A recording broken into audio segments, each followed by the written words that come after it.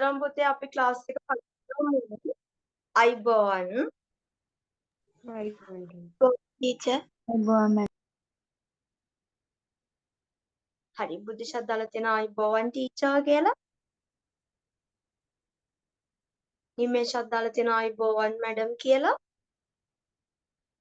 හරි හොඳයි පුතේ අද උදේ තියෙන්නේ ඔයාලගේ මෝර්නින් ක්ලාස් එක ඊයේ තිබුණු තියරි ක්ලාස් එකේ පේපර් එක කරලා සමහර ළමයි මට එවලා තිබුණා හැබැයි පුතේ තව සමහර ළමයි MCQ එකේ ආන්සර් ෂීට් එක මට තාම එවලා තිබුණේ නැහැ. හරිද? ඉතින් ඒ නිසා එහෙම කරන්න එපා. පැටවුනේ අනිවාර්යයෙන්ම පේපර් එකක් දුන්නම MCQ එකේ ආන්සර් ෂීට් එක දැන් අද හවස් වෙනකම් මම බලනවා. අද හවස වෙනකම් ආන්සර් ෂීට් එවන අයගේ විතරයි මම පේපර් බලන්නේ අනිත් අයගේ බලන්නේ නැහැ. හරි?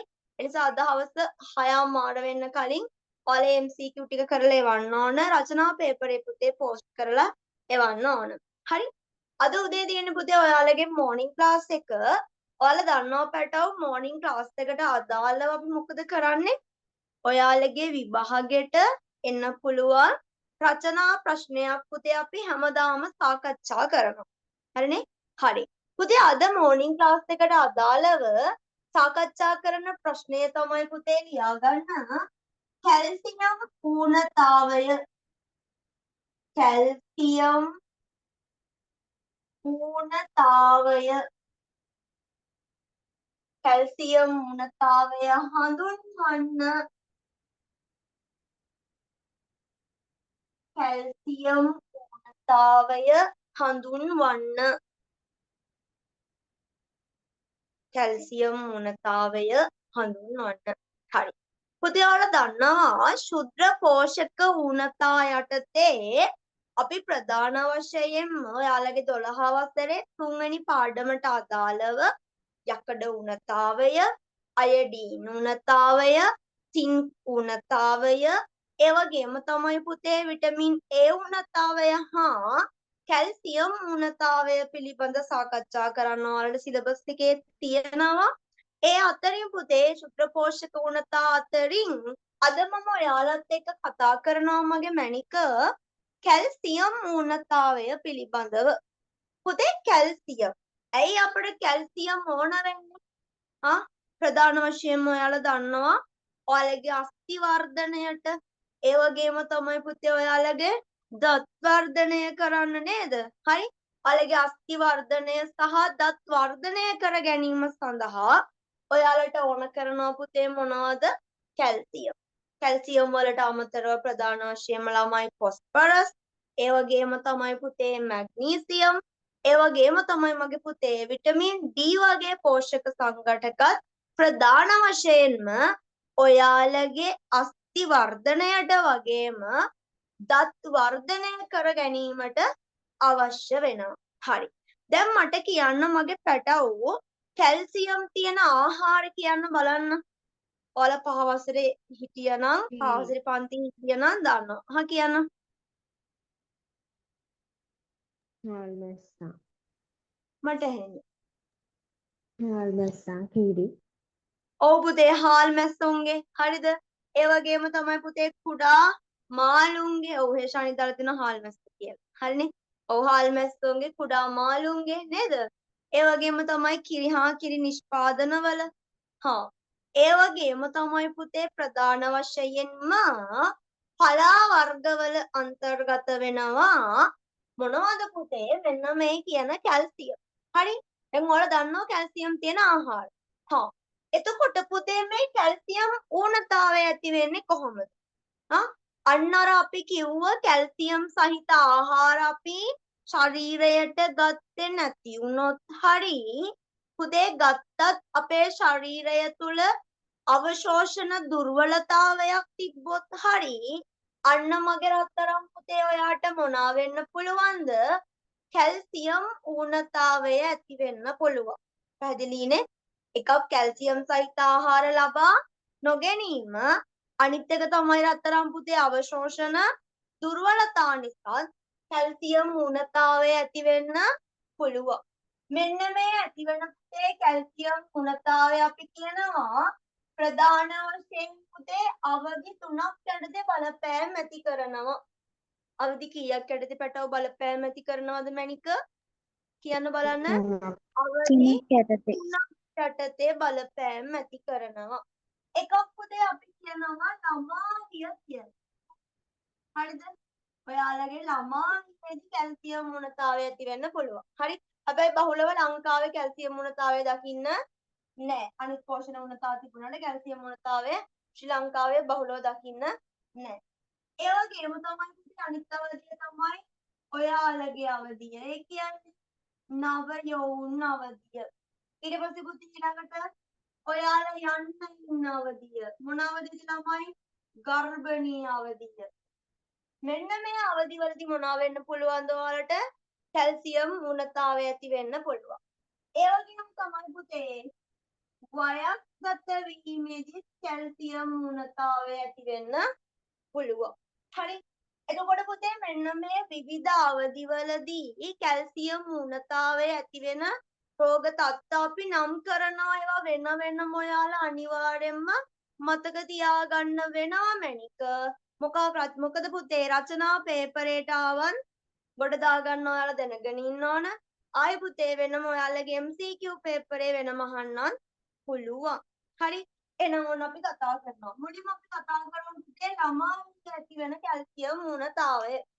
පුතේ අපි කියනවා ළමාවියේ ඇති වෙන කැල්සියම් මුණතාවයට අපි නමක් කියනවා මැනික. අස්ථි විකෘති රෝගය හෙවන් රිකට්සියාව කියලා කියනවා. මොකක්ද ළමයි? අස්ථි විකෘති රෝගය හෙවත් පුතේ රිකට්සියාව කියනවා. රිකට් පැනීම එම නෙමෙයි. හොඳේ. ඔන්න අපි කියනවා අස්ථි විකෘති රෝගය හෙවන් අපි කියනවා පුතේ මොකක් කියලාද? රිකට්සියාව. මොන සියාවද ළමයි? රිකට්සියාව. මෙන්න මේ රිකට්සියාව හැදුන දරුවන්ගේ පුතේ දකින්න පුළුවන් ලක්ෂණ මොනවද? මොනවද ළමයි ලක්ෂණ? එයාලගේ ඇවිදීම ප්‍රමාදයි. හරි? ඇවිදින එක ප්‍රමාද වෙනවා ඒගොල්ලෝ. ඒ වගේම තමයි පුතේ එයාලගේ දත් එහෙමත් ප්‍රමාදයි. හරි? හරක් වෙන දත් එන එකක්. ඒ වගේම තමයි පුතේ විතරක් නෙමෙයි එයාලගේ කකුල් බකල් වෙනවා. හරි? කකුල් බකල් ස්වභාවයක් ගන්නවා ප්‍රධාන වශයෙන් මෙන්න මේ අස්ථි විකෘති රෝගය හෙවත් රිකට්සියාව තියෙන දරුවන්ගේ. ඒ වගේම තමයි පුතේ ඊට අමතරව මෙන්න මේ ළමාවියේදී ඇතිවන කැල්සියම් මුණතාවය නිසා ඒ දරුවන්ගේ පුතේ පර්ශුවල හරි පර්ශුවල අක්‍රමවත් විදියට කැල්සියම් තැම්පත් වෙනවා. අපි කියනවා පුතේ ඒකට පබළු විදියට තැම්පත් වෙනවා කියලා. පැහැදිලිනේ මොනවද වෙන්නේ? ළමාවියේදී කැල්සියම් මුණතාවය ඇති වුණොත් කියන්න දත් වෙන එක පරක්කු වෙනවා. ඇවිදීම ප්‍රමාද වෙනවා. ඒ වගේම පුතේ කකුල් බකල් ස්වභාවයක් ගන්නවා. ඒ වගේම පුතේ පර්ශු වල අක්‍රමවත් විදියට කැල්සියම් තැම්පත් වෙනවා. මතක තියාගන්න. කොහොමද තැම්පත් වෙන්නේ? පබළු විදියට තමයි තැම්පත් වෙන්නේ. ඒ වගේම තමයි පුතේ විතරක් නෙවෙයි අස්ථි සිහින් වෙන්න පුළුවන්. ඒ වගේම රත්තරන් අස්ථි දුර්වල වෙන්නත් පුළුවන්. මට කියන්න මගේ මැනික ළමාවියේ ඇතිවන කැල්සියම් මුණතාවය ගැන තේරුණාද මගේ රත්තරන් පුතේ නැද්ද? තේරුණා ටීචර්. අනිත් පැටව හරිය සංගත දාලා තිනවා තේරුණා මිස් කියලා. නිමේෂ දාලා තිනවා හොඳටම තේරුණා ටීචර් කියලා. බුද්ධිෂත් දාලා තිනවා හේෂානිත් දාලා තිනවා තේරුණා මැඩම් කියලා. ගිත්විත් දාලා තිනවා තේරුණා ටීචර් කියලා. හරි ගොඩක් හොඳයි මගේ පැටව. පුතේ මේ නම් හොඳට මතක තියාගන්න. හරිද? අස්ථි විකෘති රෝගය හෙවත් රිකට්සියාව. මොන අවධියද? ළමා වියේදී. හරි?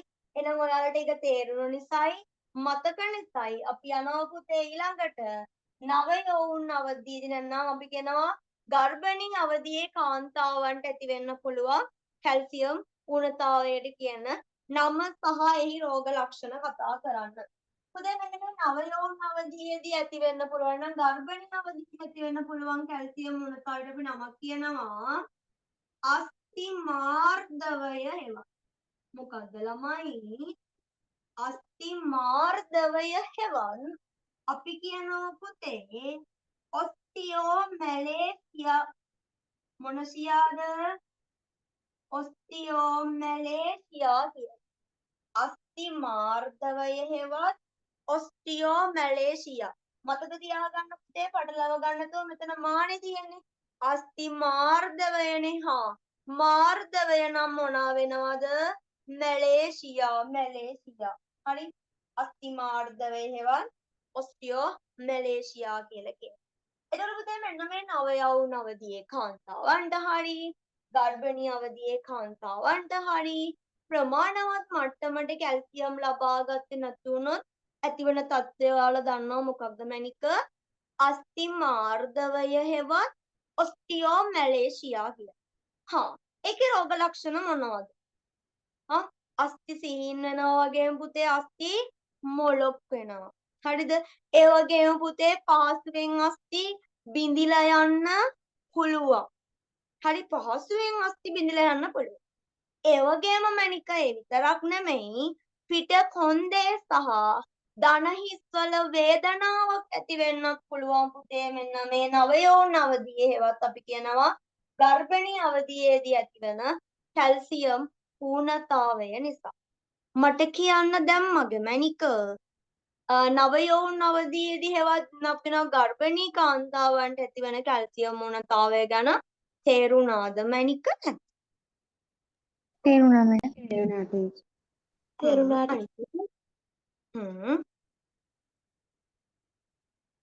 අනිත් පැටව්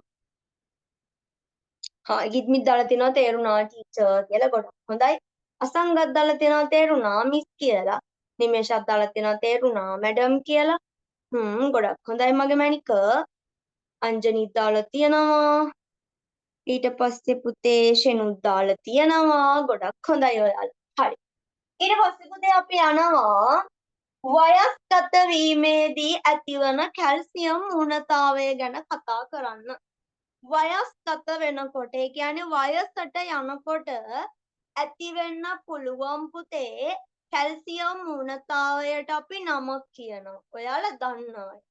මොකක්ද ළමයි ඒක? මොකක්ද? ඔස්ටියෝපොරෝසිස්. ඔව් අපි තව නමක් කියනවා මොකක්ද? අස්තිශීනතාවය හෙවත් ඔස්ටියෝපොරෝසිස් කියලා කියනවා. අස්ති ශීනතාවය හෙවත් ඔස්ටියෝපොරෝසිස් හරි අස්ති ශීනතාවය හෙවත් ඔස්ටියෝපොරෝසිස් කියලා කියනවා. මෙතන මේ තියෙන ඔස්ටියෝමැලේසියයි ඔස්ටියෝපොරෝසිසුයි පටලව ගන්න එපා. හරි වයස්ගත වුණාම ඇතිවන කැල්සියම් ඌනතාවයට තමයි පුතේ අපි කියන්නේ මොකක් කියලාද? අස්ති ශීනතාවය හෙවත් ඔස්ටියෝපොරෝසිස් කියලා. එතකොට මෙන්න මේ ඔස්ටියෝපොරෝසිස් තත්ත්වය පුතේ නම් අපි කියන අස්ති ශීනතාවයට වැඩිපුර බහුලවම ගොදුරු වීමේ සම්භාවිතාව වැඩි වෙන්නේ පුතේ වයස්ගත වෙච්ච කාන්තාව. ඒකට හේතුවයි දන්නවද? වයස්ගත වෙච්ච කාන්තාව තමයි වැඩිපුරම පුතේ මෙන්න මේ අස්ති ශීනතාවය හෙවත් ඔස්ටියෝපොරෝසිස් කියන තත්ත්වයට මුණ පාන්න වෙන්නේ. ගොදුරු වීමේ සම්භාවිතාව වැඩි වෙන්නේ. ඒකට හේතුව තමයි පුතේ ඔයාලා දන්නවනේ ගැණු ළමයින්ට වෙනවා ආර්තව චක්‍රය. හරි ආර්තවය සිද්ධ වෙනවනේ. දින 28කට වරක් පුතේ ඔයාලට මොනවා වෙනවද? ආර්තව චක්‍රයට අනුව ආර්තවය සිද්ධ වෙනවා. හරි ඔසප් චක්‍රය සිද්ධ වෙනවනේ. ඒතර පුතේ සාමාන්‍යයෙන් අපි කියනවා අවුරුදු 50 55 පෙන්නට පස්සේ ඔයාලගේ මේ ආර්තව චක්‍රය පුතේ මොනවා වෙනවද? නතර වෙනවා. දැන් අපේ ළමයි හිතයි "වාව් ටීචර් ඒක නතර වෙනවද? මාරයිනේ ටීචර්" කියලා. නෑ පුතේ. හරි. ඔයාගේ පුතේ ඒක නතර වුණාට ඔයාට වෙනත් ලෙඩ රෝග සෑදීමේ තියෙන අවදානම ඊට වඩා ගොඩක් වැඩි වෙන්න පුළුවන්. එක රෝගී තත්ත්වයක් තමයි පුතේ මෙන්න මේ කියන අස්ථි ශීනතාවය හෙවත් ඔස්ටියෝපොරෝසිස් කියන තත්ත්වය. ඔයාලගේ ආර්තව චක්‍රේ නතර වුණාම අපි ඒකට නමක් කියනවා ආර්තව හරණය කියලා. මෙන්න මේ ආර්තව හරණයෙන් පස්සේ සිද්ධ වෙන හෝමෝනවල අසමතුලිතතාවයක් එක්ක පුතේ ඔයාලට මොනවා වෙන්න පුළුවන්ද? අස්ථිශීලතාවය හෙවත් ඔස්ටියෝපොරෝසිස් කියන තත්ත්වයට ඔයා ගොදුරු වෙන්න තියෙන සම්භාවිතාව වැඩි වෙන්න පුළුවන්. පැහැදිලිද මණික? පැහැදිලි. ඔව් ටීචර්. මගේ අනිත් පැහැදිලි ටීචර්. අනිත් පැටව් පැහැදිලිනේ? අරුබුදයක් නෑ නේද පුතේ? ගොඩක් හොඳයි. හරි. හරි.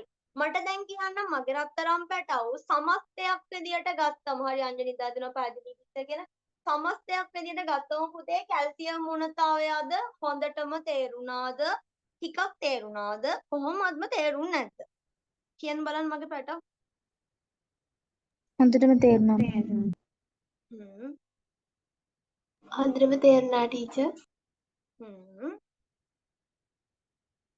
හොඳට තේරුණා මැඩම් කියලා ගිත්මි දාලා තියෙනවා, නිමේෂ දාලා තියෙනවා, ෂනු දාලා තියෙනවා, අසංගත් දාලා තියෙනවා, අංජනිත් දාලා තියෙනවා.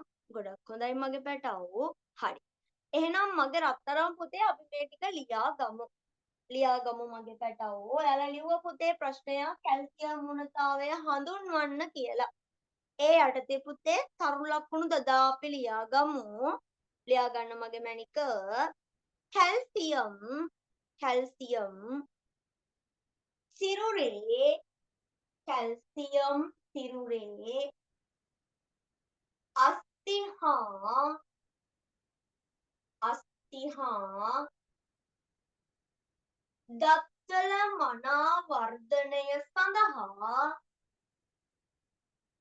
අස්ථි හා දත්වල මනා වර්ධනය සඳහා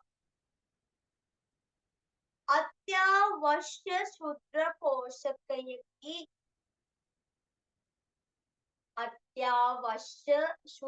පෝෂකයකි.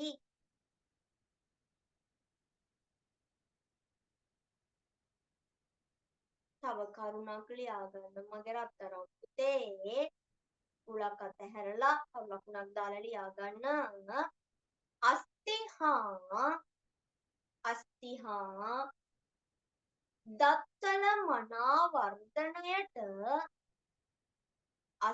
හා දත්වල මනා වර්ධනයට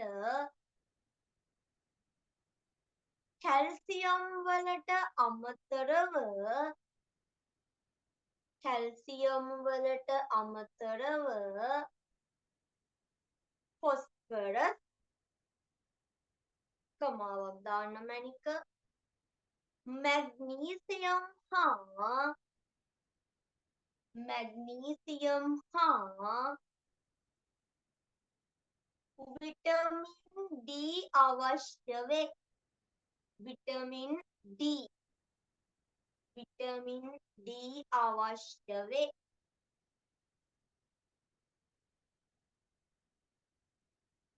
හරි. හරිද මගේ පැටව්?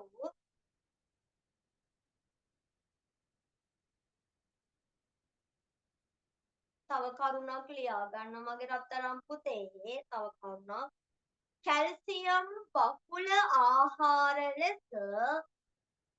කැල්සියම් බහුල ආහාර ලෙස හාල් මැස්සෝ කමාවක් දාන්න මැනික කිරි හා කිරි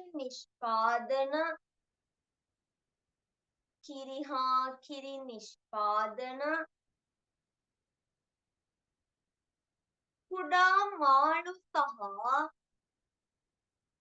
කුඩා මාළු සහ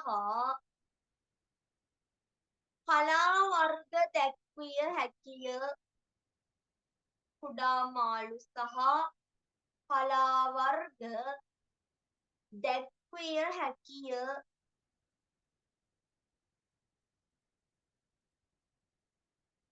හරි ටීචර්. හරිද පැටව්? තව එකක් ලියා ගන්න මගේ රත්තරන් පුතේ. ආහාර මගින් ලබා ගන්නා කැල්සියම් ප්‍රමාණය ආහාර මගින් ලබා ගන්නා කැල්සියම් ප්‍රමාණය අඩුවීම නිසාත්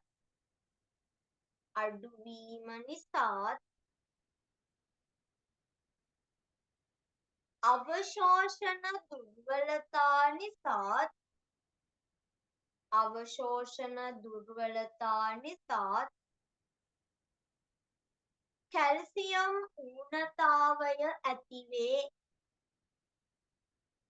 කැල්සියම් ඌනතාවය ඇතිවේ.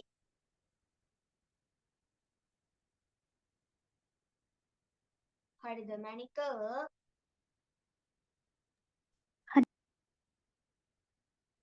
ඊට පස්සේ මගේ රත්තරන් පුතේ හරි. ආයෙ රුලක් හැරලා හොඳයි රුලක් අතහැරලා තව ලකුණක් දාලා ලියා ගන්න. ළමා වියේදී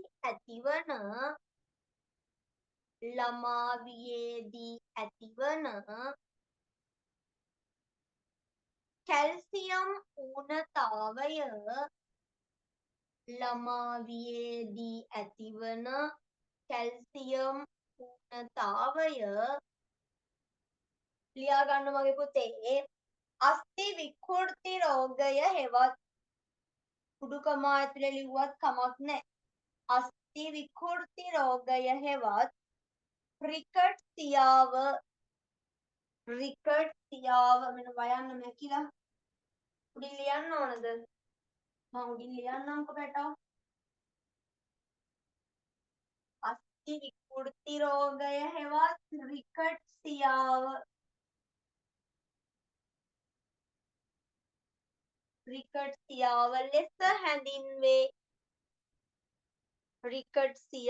ලෙස හැඳින්වේ.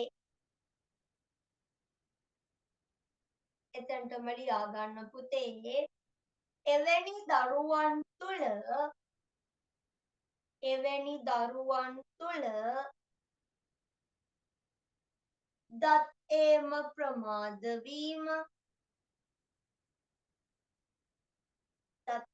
ප්‍රමාද වීම කමාවක් දාන්න මැනික. ඇවිදීම ප්‍රමාද වීම දත් ඒම ප්‍රමාද වීම ඇවිදීම ප්‍රමාද වීම කමාවක්. කකුල් බකල් වීම හා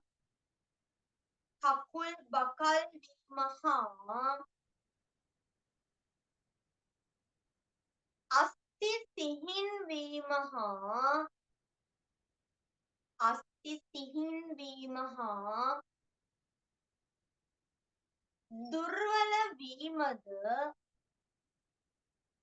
දුර්වල වීමද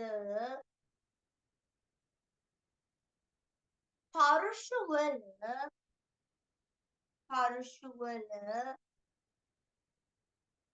අස්ථි අක්‍රමවත් ලෙස පරුෂුවල මෙහෙම ලියාගන්නකෝ. පරුෂුවල අක්‍රමවත් ලෙස පරුෂුවල කැල්සියම් කියලා ලියන්න. පරුෂුවල කැල්සියම් අක්‍රමවත් ලෙස තැන්පත් වීම.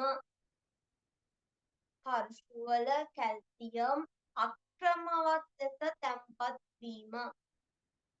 වරහන් ඇතුලේ ලියා ගන්න මැනික කබලු ආකාරයට දිස්වීම කියලා. කබලු ආකාරයට දිස්වීම වරහන වහගන්න. දැකිය හැකිය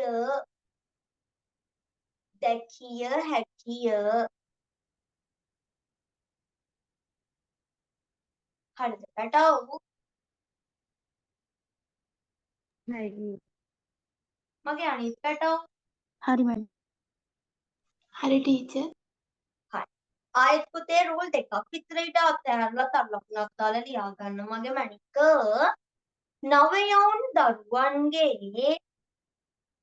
නවයවුන් දරුවන්ගේ කමාවක් කාන්තාවන්ගේ සහ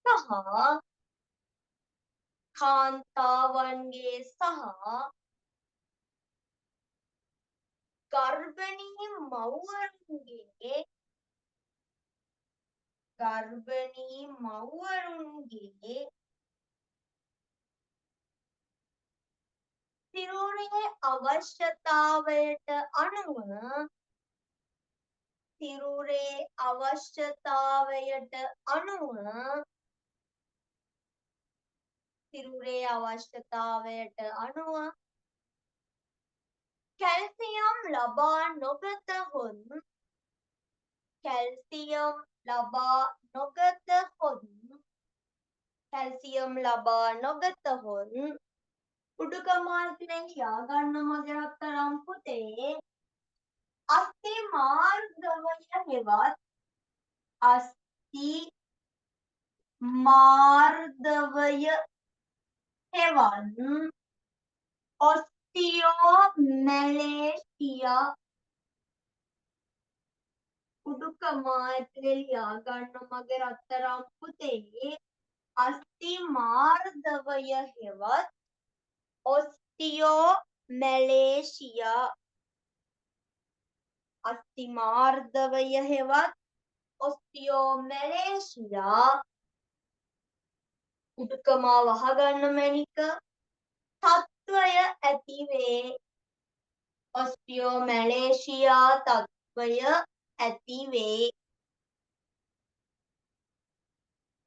හරිද මගේ පැටව් හරි madam. හරි ඊට පස්සේ පුතේ ලියාගන්න එහි රෝග ලක්ෂණ ලෙස එහි රෝග ලක්ෂණ ලෙස එහි රෝග ලක්ෂණ ලෙස අස්ථි දුර්වල වීම හා මොළොක් වීම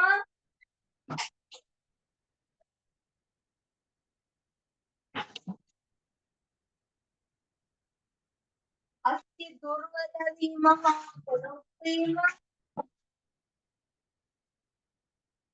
අස්ථි දුර්වල වීම හා මොළොක් වීම තව එකක් ලියා ගන්න පුතේ අස්ථි පහසුවෙන් බිඳී යාම අස්ථි පහසුවෙන් බිඳී යාම තව එකක් ලියා ගන්න මගේ පුතේ පිට කොන්දේ හා දන හිස්වල වේදනාව පිට කොන්දේ හා දන හිස්වල වේදනාව දැක්විය හැකිය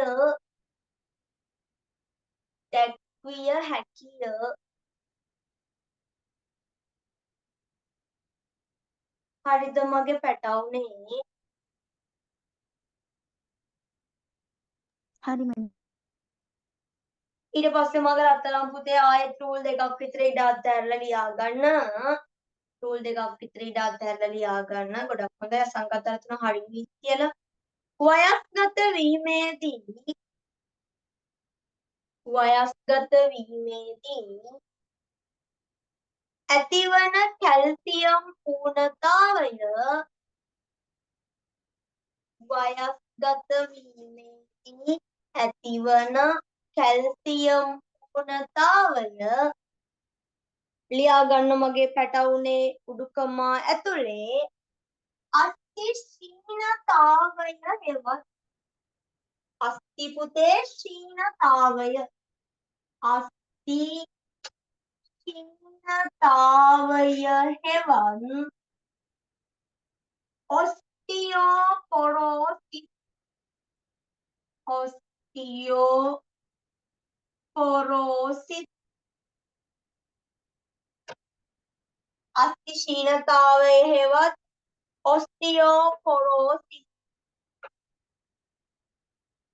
උඩුකමා ඇතුලේ ලියා ගන්න එක අස්ථි ශීනතාවය හෙවත් ඔස්ටියෝපොරෝසිස් ලෙස හඳුන්වයි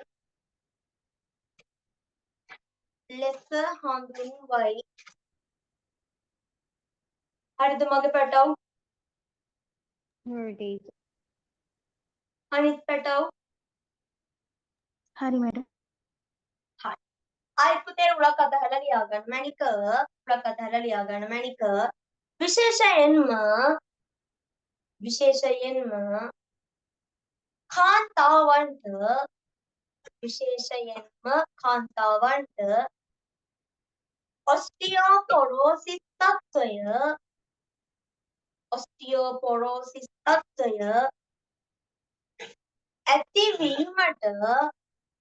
ඇතිවීමට වැඩි ඉඩකඩක් ඇත. එතකොටම ලියාගන්න මැනික. එයට හේතු වන්නේ ආර්තව හරණයෙන්. ආර්තව හරණය කියන්නේ පුතේ ආර්තව චක්‍රයේ නතර වීමට. ආර්තව හරණයෙන් පසු සිදුවන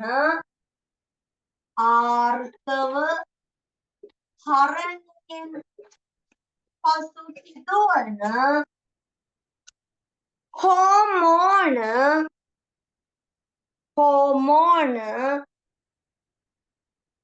අසමතුලිතතාවයයි. ආර්තව හරණයෙන් පසු සිදුවන හෝමෝන අසමතුලිතතාවයයි. හරිද මැනික? හරි මැඩම්. එතකොටම ලියා ගන්න මගේ රත්තරන් පුතේ එහෙනම්. මෙම තත්ත්වයේදී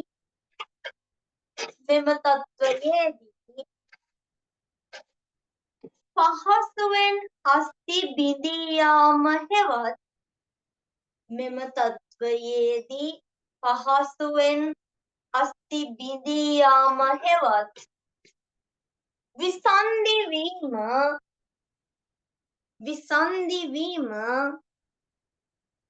විසන්ධි වීම සිදු විය හැකිය. අස්ථි පහසුවෙන් බිඳී යාම හෙවත් විසන්ධි වීම සිදු විය හැකිය.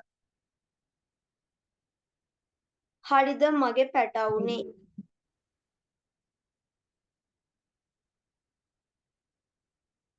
හරිද පැටව? හරි හරි. හරි. අංජලි දාලා තියෙනවා හරි ටීචර් කියලා. ගොඩක් හොඳයි. හරි. පුතේ අද අපි මෝර්නිං ක්ලාස් එකට අදාළව කතා කරේ කැල්සියම් මුණතාවය ගැන.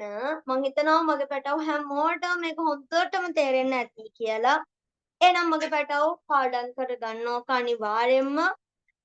අදට අපි උදේවරුේ මෝර්නිං ක්ලාස් එක ඉවර කරනවා. අද හවස 2025 දරුවන්ට අර එදා කරන්න බැරි, එදා කියන්නේ කිසිතිය බදාද කරන්න බැරි වුණොත් තියරි ක්ලාස් එක අද හවස කරනවා. හරි. එහෙනම් මගේ පැටව පරිස්සමට ඉන්න. අයුබෝවන්. බුදු සරණයි.